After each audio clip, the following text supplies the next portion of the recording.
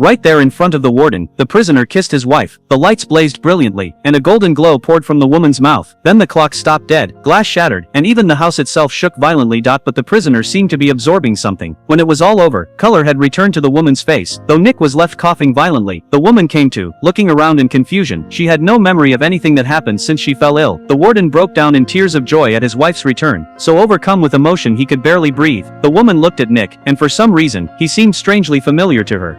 I dreamed of you. I dreamed you were wandering in the dark. Afterward, she took off her necklace and gave it to Nick. Utterly drained, Nick collapsed on his bed as soon as he got back. He lay there in silence, his body seemingly pushed to its absolute limit. But when the guard stepped out of solitary confinement, Nick suddenly lunged up, grabbed him by the throat, and spat all the insects he had sucked from the woman into the guard's mouth. Once it was done, Nick looked relieved, like a weight had been lifted. The guard, however, just stared blankly ahead, his eyes empty and lifeless. The guard suddenly shoved Paul aside and walked straight up to the killer. He tilted his head slightly. Boy, what you looking at?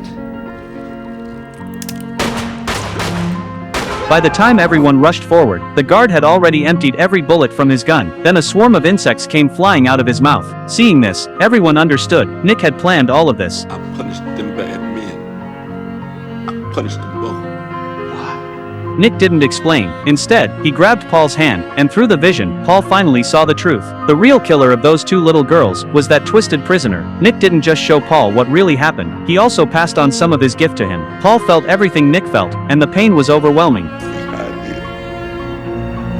That's the way it is every day.